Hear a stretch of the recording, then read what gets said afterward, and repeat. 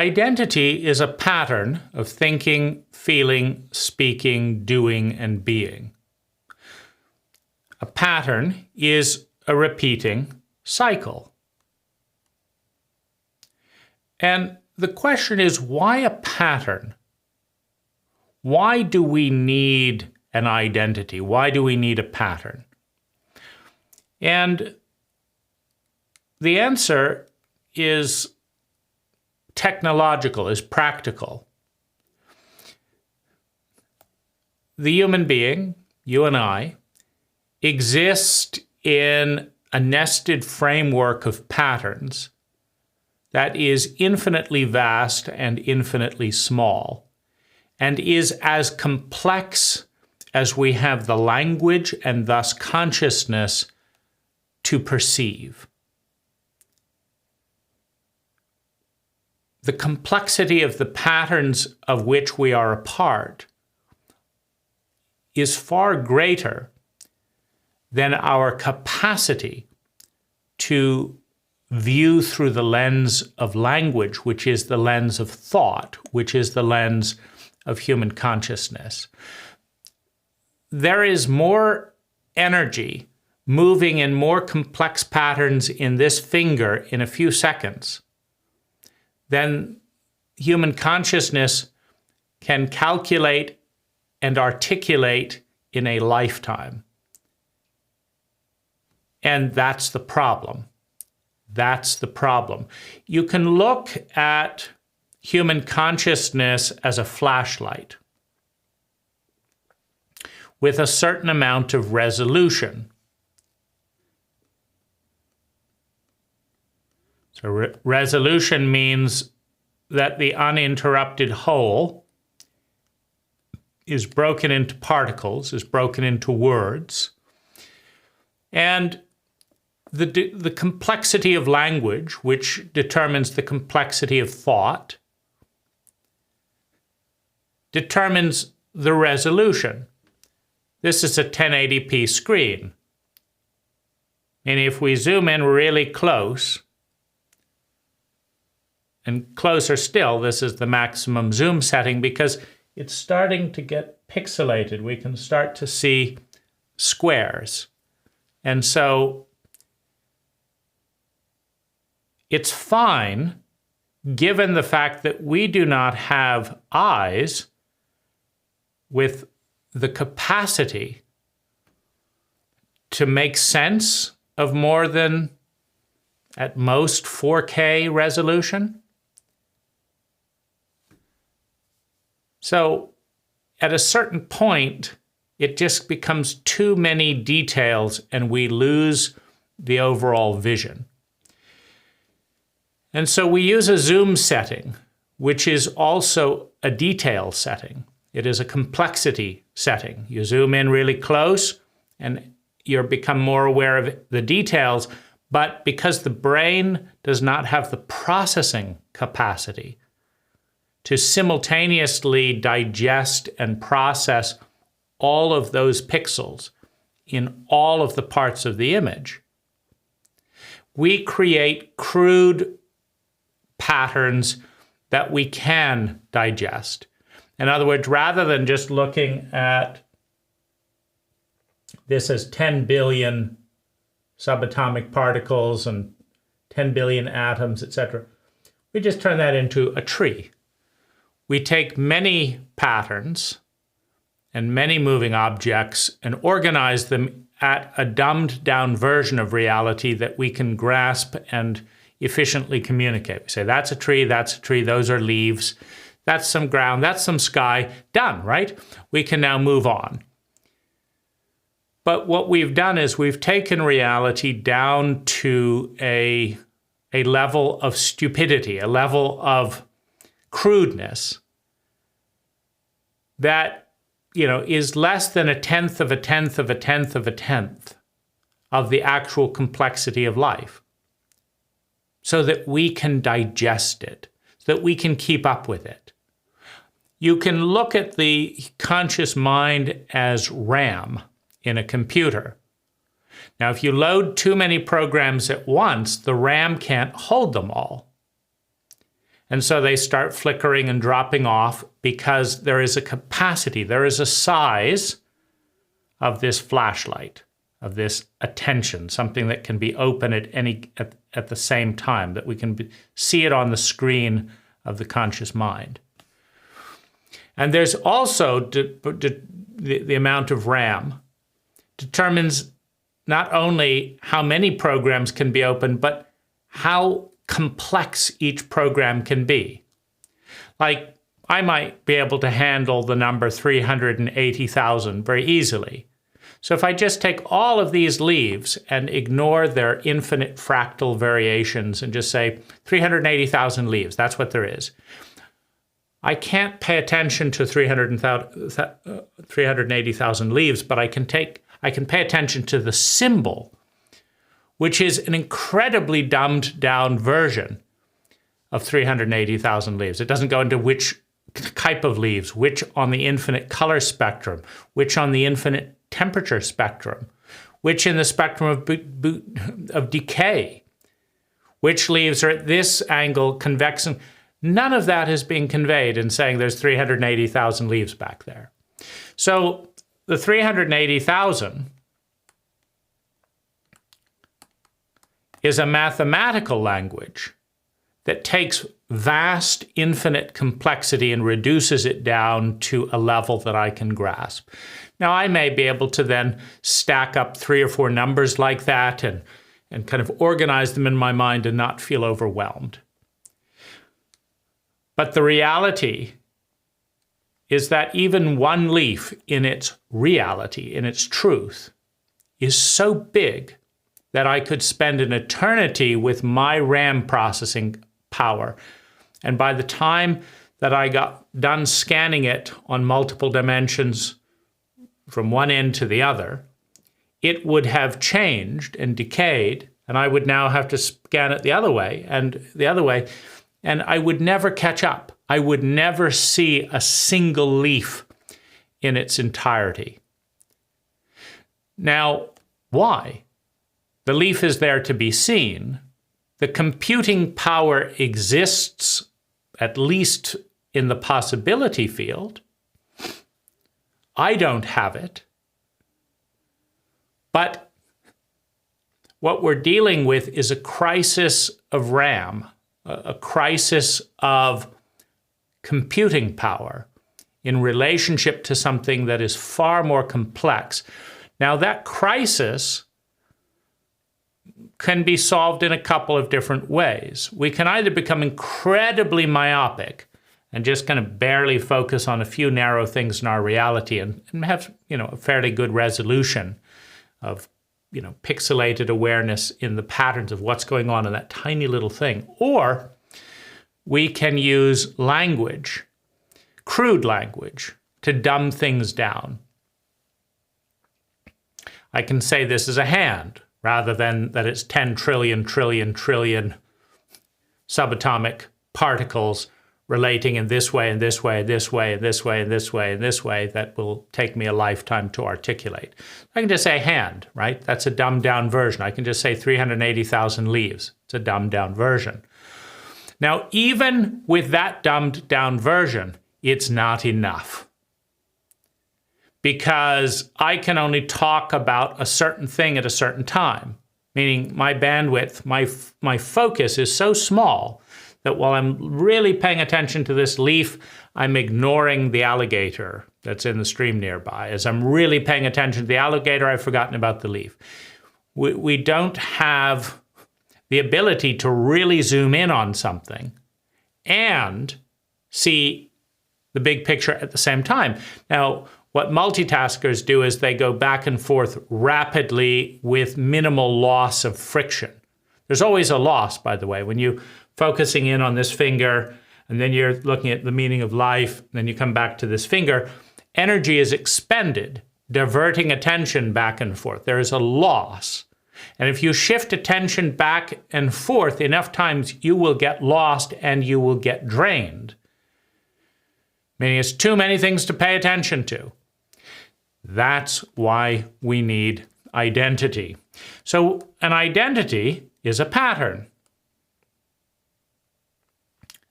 I get up, I brush my teeth, I walk to the kitchen, I turn on the kettle. I put my 2 bags of Earl Grey. I see if I've got fresh milk. And then I sit in this chair. Now, why is that pattern so important? Because if it wasn't a pattern, that would be my entire existence. I wake up. What is it like to be wake up? Should I get out of bed? Should I not get out of bed? What's the meaning of life? This needs thought, right? So let's stay in bed for 26 hours figuring that out. And it's like, okay, it's time to get out of bed. And then what? What do we do next? So you cannot explore iterative new areas of your choice if there are no subroutines, no automated patterns that you can rely on to get things going on, right? If you've learned that, hello, how are you? Good to see you. Welcome back. Come on, move into the room. That's a subroutine. If you've mastered that subroutine and you're a door greeter, then if you've gone into shock when you were driving to and nearly got hit in an automobile accident, you dissociate and you need time to think about that, the subroutine can run. And your persona will invite people in and move them into the, and you can do that. And if you need to think about something intelligent that you've never thought about, your subroutine of learning to drive can manage because it's a repeating pattern. Now, how could you use the subroutine of learning to drive or of driving to work if everyone randomly changed the side of the road you'd go on? So, every day, there's an announcement on the radio, and if the radio says we're driving on the right side of the road today, then you drive on the right. And if the radio says we're driving on the left side of the road, then you drive on the left. Well, as soon as you create that volatility, that chaos, you now have lost the predictable subroutine. I drive an excavator. It's a piece of heavy equipment, and it has 2 settings on it. One is called cat controls, and the other is called deer controls, because John Deere and the Caterpillar heavy equipment company decided they do their controls differently. And it doesn't matter what they are. What matters is which one you learned. Now, if you learn the cat controls, then you turn the joystick to the left and the whole boom swings to the left. If it's switched to John Deere, you turn the thing to the left and the bucket uncurls. Which is it? Which, and so if you've learned a pattern to become a really good driver or a really good excavator operator, you need lots of time in with that feedback loop, and it needs to stay the same. Now, once it gets to be unconscious, in other words, once your brain has learned the subroutine, then you can just think a thought. Move that rock 20 degrees there. Move that boulder 10 feet back. And your hands will do the pattern. They will clamp down with the big thumb, lift up the boulder, move it over, put it down like that. And you just think. And the body does the subroutine. Now imagine how much slower it would be if I had to think, is it still going up and down? Okay, let me try it again. Maybe it just changed. It's still going up and down. Is this like this, or is this like this? Do I have to turn it harder? Let's see, I have to turn 10% pressure, this. Now I've forgotten what I want to do because I'm so into the details.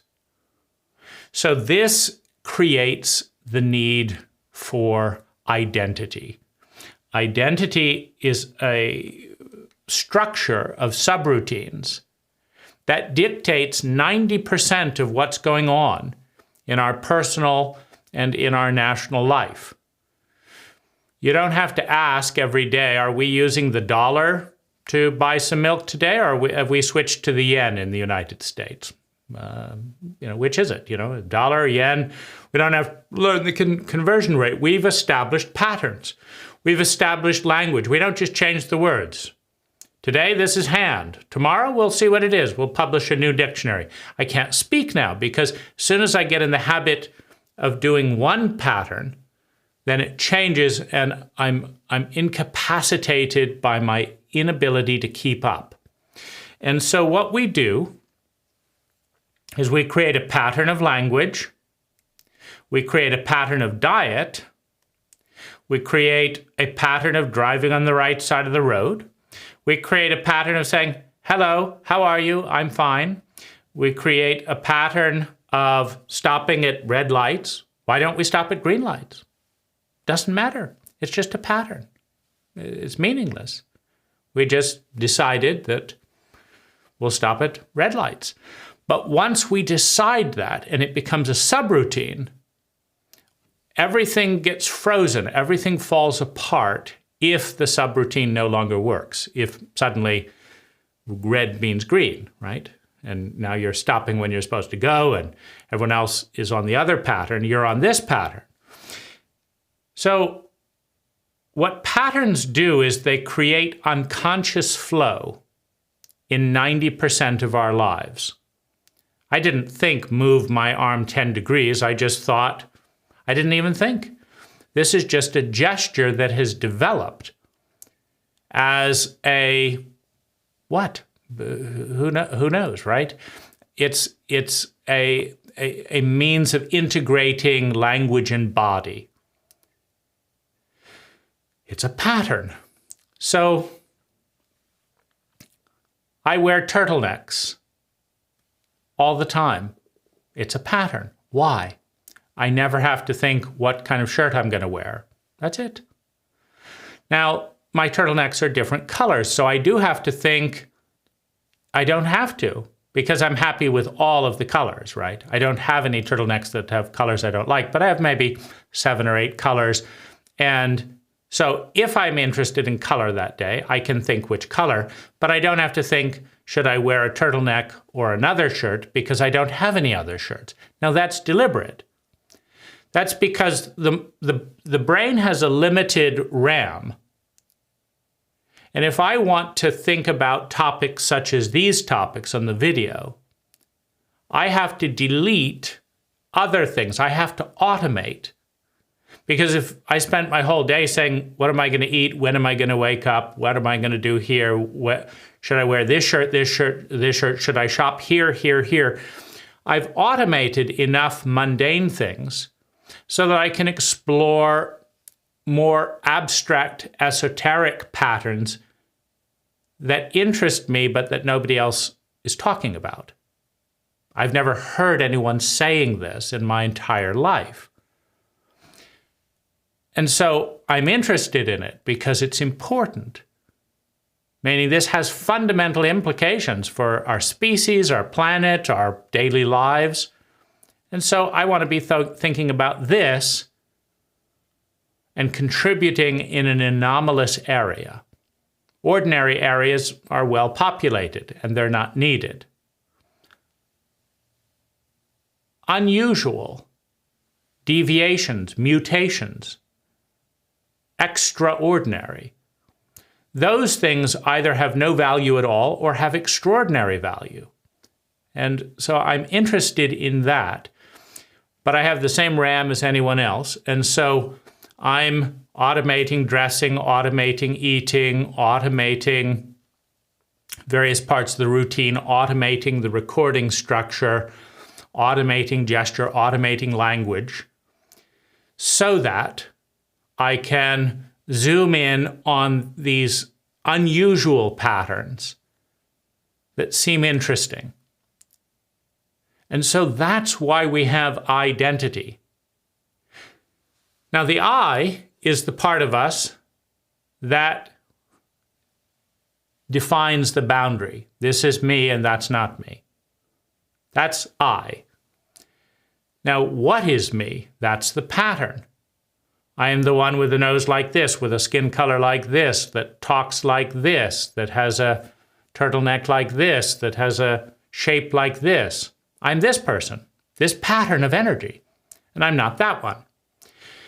Now, having decided that I am this one, I don't have to think about that. So then what I'm doing is using the subroutine of all those patterns of thinking, feeling, speaking, doing, and being to then build something innovative in a very, very, very, very tiny area of life from a very, very specialized point of view, my point of view, and seeing what emerges there, seeing what comes up with, what I come up with from that point of view resting on the foundation of all of those patterns.